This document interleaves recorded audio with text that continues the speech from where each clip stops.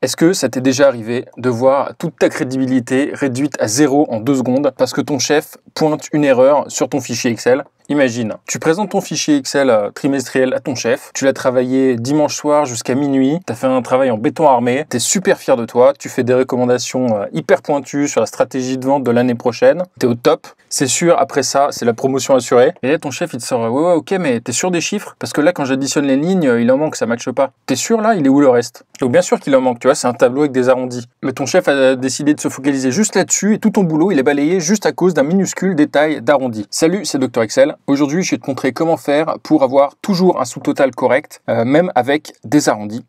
Typiquement, pas comme ici. Ici, tu vois que j'ai à chaque fois un tiers. Donc, quand tu sommes 3 tiers à chaque fois, ça te fait 33%. La somme fait 100%. Par contre, l'arrondi de chacun fait 33%. Donc, où est le 1% qui manque? Comme d'habitude, tu peux télécharger le fichier avec toutes les formules juste en dessous de la vidéo. T'as mis le lien. On va regarder tout de suite comment faire ensemble. Dans ces cas-là, le problème fondamental, c'est quand tu fais des arrondis, tu as une erreur. Tu as une erreur d'arrondi. Et pour avoir toujours une somme correcte à la fin, pour que ton sous-total soit correct, il faut que tu compenses cette erreur quelque part. Alors, la première méthode de fonctionner, c'est que cette erreur, tu vas la mettre dans la somme au total. Donc pour ça, imagine, on va garder cet exemple avec des tiers. Tu peux utiliser la fonction arrondi. Donc tu utilises la fonction arrondi de tes valeurs sources. Et attention, il y a deux paramètres. C'est arrondi du nombre en question et puis le nombre de chiffres après la virgule que tu veux utiliser. Alors là, c'est des pourcentages, donc on va préciser 2 chiffres. Les 2 chiffres du pourcentage, ce qui nous donne la même chose. Alors par contre, la différence entre les deux, c'est que ici j'ai un tiers mais arrondi, donc c'est 33,33%. Par contre ici, j'ai véritablement 33%. Donc les valeurs sont un peu différentes. Et donc ici, quand je fais la somme de ça, j'ai bien 99%. Donc ici, mon total est correct. Donc ça, c'est bien quand tu peux te permettre de faire une petite erreur sur la valeur de la somme totale, quand tu as une petite marge de manœuvre là-dessus. Donc ça, c'est la première méthode et qui est de loin la plus simple à mettre en œuvre. Le problème avec cette méthode, c'est qu'il y a des cas où tu n'as pas la latitude, tu n'as pas l'option de changer la valeur de la somme. Donc c'est typiquement le cas avec des pourcentages. C'est un peu dommage d'avoir une somme de pourcentage qui fait 99%. Tu veux impérativement avoir 100%. Les paramètres sur lesquels tu peux jouer pour avoir une somme correcte, c'est en fait les différentes valeurs. Donc il va falloir voir comment modifier ces différentes valeurs pour que la somme fasse bien 100%. Donc pour ça, je vais prendre un autre exemple pour que tu comprennes bien la méthode. Et puis ce que je vais faire, c'est que je vais prendre des données volontairement où en fait on n'a que des demi, tu vois. Donc on va toujours arrondir au supérieur, ce qui va nous faire un peu un cas particulier. Donc si je fais la somme de tout ça, si je fais la somme de tout mon tableau, 1831,5. Si je fais l'arrondi de chacun, tu vas avoir, avec 0 chiffre, tu vas avoir toutes ces valeurs-là. Et si je fais la somme de ça, ça me donne 1836.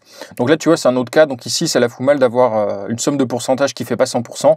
Mais c'est aussi le cas où si tu as beaucoup de valeurs et que tu fais beaucoup d'arrondis à la suite, tu peux avoir un total qui va être assez différent.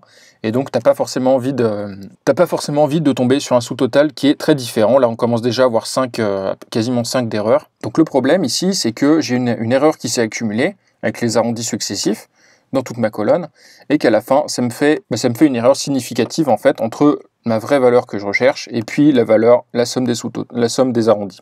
On va procéder en 3 étapes. D'abord, je vais calculer l'arrondi classiquement, donc l'arrondi de ma valeur avec 0 chiffre. Dans la suite de mon tableau, ce que je vais faire, c'est que je vais calculer la valeur à afficher telle que l'erreur résiduelle, donc en fait l'erreur que j'ai fait en sommant toutes ces valeurs et en comparant avec tout ce que j'ai déjà affiché dans mon tableau, soit juste une erreur d'arrondi qui soit maximum de 1. Donc, je vais te montrer tout de suite à quoi ça correspond. Ce que je vais faire, c'est qu'ici, on va faire une formule pour qu'à chaque fois, à chaque ligne, ce soit au maximum de 1.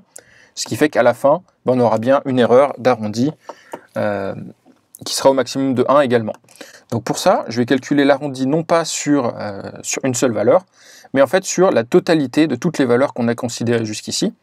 Donc je vais faire la somme de toutes les valeurs. Alors ici, par contre, ça, je vais le passer en référence absolue pour que ça soit figé dans tout le tableau. Donc je vais faire la somme de tout ça, je vais l'arrondir et je vais soustraire la somme de tout ce que j'ai avant dans le tableau. Donc ici, pareil, I4 en référence absolue jusqu'à I4. Ah oui, arrondi, pareil, avec 0 chiffre. et je vais tirer jusqu'en bas. Et puis à la fin, je vais faire la somme. Donc ici, tu vois, la subtilité, c'est qu'ici, en fait, on va choisir la manière d'arrondir, en fait, au supérieur ou à l'inférieur, en fonction de toute l'erreur qu'on a accumulée, et pas simplement en fonction du chiffre d'une ligne. Donc ici, c'est assez simple parce que j'ai mis que des 0,5, donc en fait, tu arrondis un coup en bas, un coup en haut, un coup en bas, un coup en haut. Mais ça va marcher aussi si tu as des chiffres différents. Donc attends, je vais changer un peu, je vais changer ma formule. Je vais mettre 20,4 à chaque fois pour que ça nous change les décimales. Tu vois qu'ici, en fait, l'arrondi va dépendre de l'erreur totale accumulée. Et c'est pas forcément l'arrondi le plus proche. Par exemple, ici, j'ai 143,9. Donc si j'arrondissais normalement, je serais à 144. Ici, on fait une erreur de 0,9 pour remettre l'erreur à la plus basse possible. Et à la fin, tu vas toujours avoir l'arrondi de la valeur initiale. Donc maintenant, je vais te montrer comment utiliser cette méthode pour revenir au premier cas, donc un cas de pourcentage.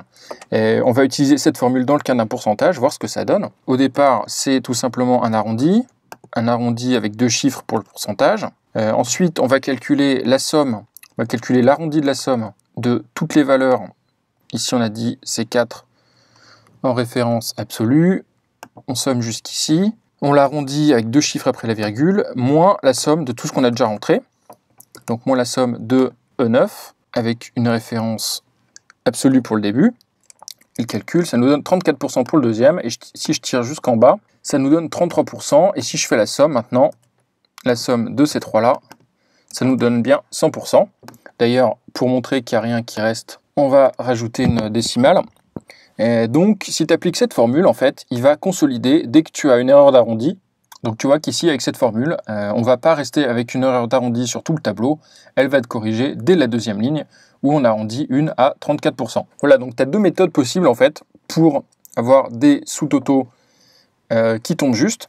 Donc, la première, qui est quand même la plus simple, c'est de modifier la ligne finale en faisant la somme des arrondis, qui est plus simple au niveau des formules, mais aussi à expliquer, qui est plus juste en fait ligne à ligne, parce que tu es plus proche ligne à ligne.